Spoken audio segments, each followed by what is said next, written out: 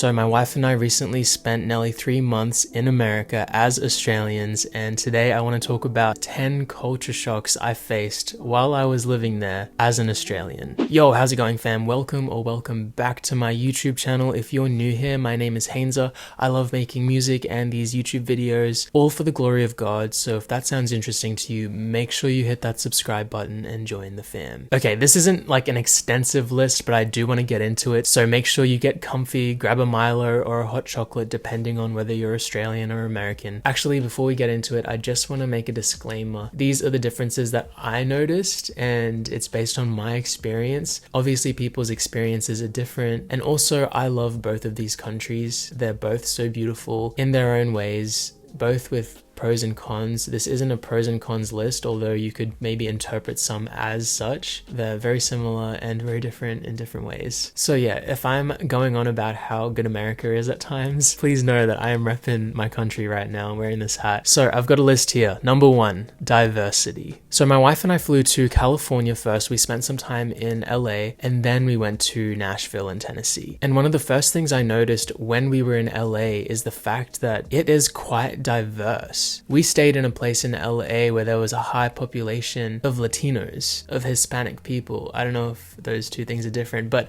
I don't know much about that culture, to be honest, because we don't have a lot of Latinos in Australia. So yeah, getting to Los Angeles and hearing everything be translated in Spanish after the English announcement or whatever, and then hearing a lot of people speaking Spanish around me was such a big culture shock, because I swear in LA, Spanish is spoken more than English, and that's just not something that I'm used to. Also, there are not as many white people. Like, I, for some reason, had this very white picture of California or LA. I know California is huge, but when I got there, that was not the case at all. Although Australia is also pretty multicultural, I think there's definitely a higher percentage of Europeans here. But yeah, that's the first thing. The second thing I noticed was the food. Now, before I went, some people did tell me, you know, the food is gonna be like this or that, basically saying it wasn't gonna be as good. And I feel like even Americans were like, yo, what do you think of our food? Is it bad? It's probably bad compared to your food, isn't it? While they do say that there's more GMOs and artificial stuff in food in the States that are actually banned in countries like Australia, the food actually wasn't bad. I enjoyed it. The only thing I will say is that the bread is different. The bread in America is like cake to me. Like, it's so sweet. Even if you get like the multi-grain, like really healthy looking bread, for some reason, I feel like that one's even sweeter than the white bread over there. So yeah, I got used to it by the end of the trip and actually got to love it in its own weird way. Also, the lack of Asian food in the South. So in California, we had Asian food there. But yo, Tennessee, Nashville, there was like 2 sushi places, and here in Australia, like, you can't even escape sushi, man. Sushi is at every corner. And so yeah, just the food in general was different. You know, a lot of fried chicken in the South. And then, I mean, I don't know really about LA and California. My wife and I honestly just went to Sizzler the whole time, but we did have some Asian food there that slapped. And speaking of going to restaurants, that leads us to number 3. A big difference is tipping culture. This is something that is so foreign to us Australians. Like, we do not tip. And I know for Americans that sounds crazy, because tipping can be very lucrative for bartenders and people who work in hospitality, like servers and stuff. But here we do have a higher minimum wage. But yeah, there's just a cap, because you're not able to make like $500 in one night, like one of our friends in Nashville made one night. So yeah, I mean, I don't know. I don't think that I have like a preference. Being on a budget over there, tipping was definitely annoying. And there are instances where you're expected to tip, and it's like, what am I tipping for, you know? Like, I was at Starbucks and they hadn't even made my drink. I just did my order, and then before you pay for it, there's like a screen that they flip over, and it's like, how much would you like to tip? And usually 15% is like the minimum tip. I heard that like you tip 15 if the service was like normal or alright. But the benefit of tipping, I will say, is the freaking customer service, dude. Like, we did not have one bad experience. And not gonna lie, at the beginning we were like, these people are just nice for tips. And I guess that's an incentive to be nice, but by the end of it, like, we didn't tip at a few places and the customer service was still amazing. And so that's a big difference. Like, you're expected to tip even though you don't actually have to tip. But as I said, the good thing about tipping is that you get immaculate immaculate customer service. Like, we were treated like kings and queens, which kind of leads me into my next point, and it's the social culture. Americans are so social. When I tell you that they can talk for hours,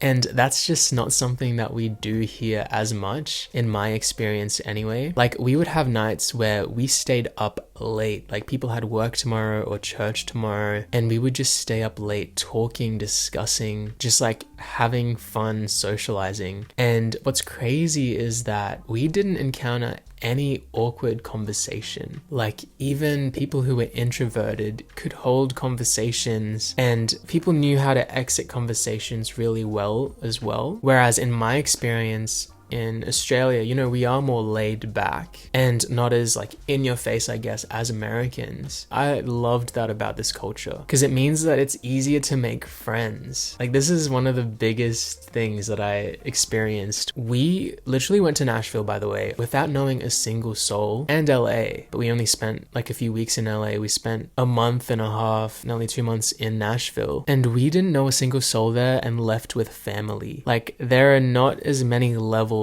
to becoming good friends with someone, whereas my experience here in Australia is that it is more of a standoffish culture, and people are less likely to talk about their feelings or have deep and meaningful conversations. And as I said, that's just my experience. It also could do with the fact that there were more people who were interested in the same thing as me, maybe in the States, especially in these very creative cities like Los Angeles and Nashville. And there's also other factors that I think come into play as well. But yeah, it's just socially different. And there's little social nuances that are also different. Like, for example, there's no tall poppy syndrome. I definitely think I want to maybe do a separate video on this topic, because there's so much to unpack. But as an Australian, like, living in the social culture of Australia, you go there and you experience like people looking at like other people's achievements as like, yeah, you go. I don't have to try to pull you down to make myself feel better. Also, last thing I'll add for this is that America seems like a less individualistic society compared to here, which is something that shocked me. And as I said, this is just my experience.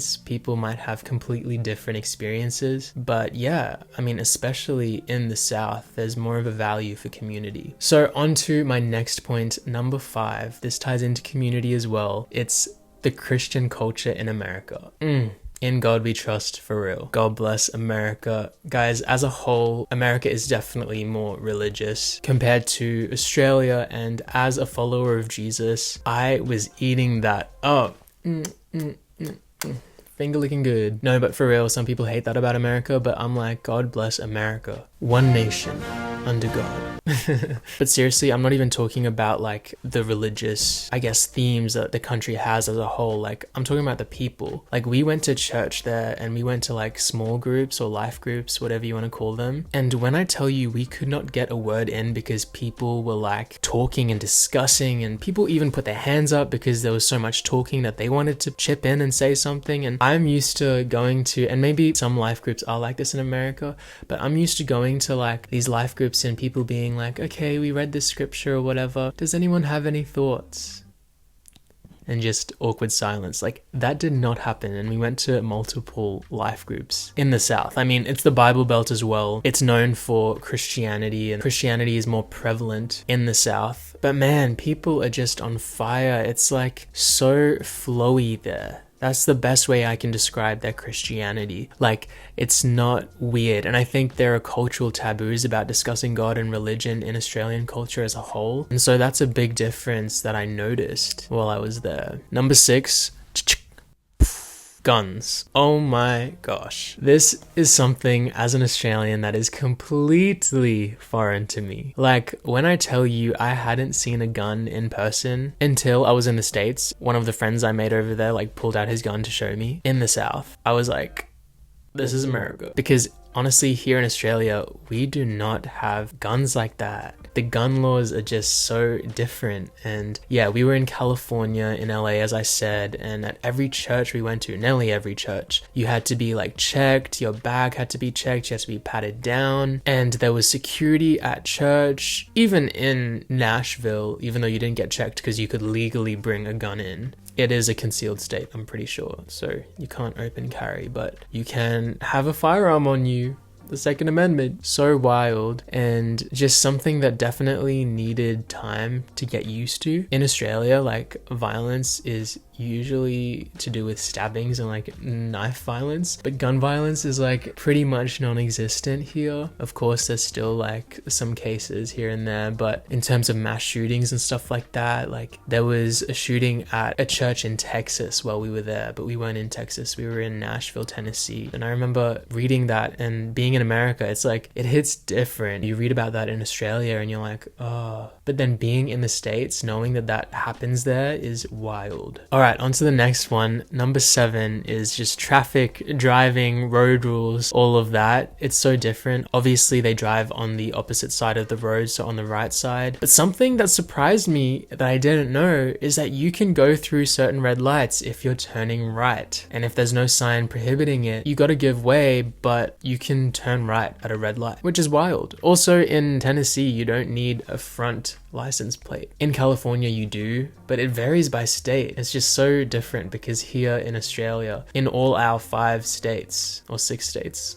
oh gosh, my geography is horrible, you actually have to have a front and a back license plate, like a number plate. Also, the roads are definitely more bumpy. There's more potholes and stuff in LA and in Nashville, so I wasn't used to that. Oh yeah, and also there's stricter rules on like being on your phone and stuff here, because my gosh, whenever we'd get into people's cars, some people would be like on their phone, like texting or putting on music while they were driving, and we were like, we literally get an $1,000 fine if we're on our phone while we're driving here. So yeah, definitely more regulated in that sense in Australia compared to America. Number 8, the next thing is the patriotism of America. The amount of American flags that I saw, both in LA and in Nashville, were wild. Like, I remember going to my first Walmart, and in this massive shop, there was just American flags up on the ceiling, just hanging. And I was like, fair enough, God bless America.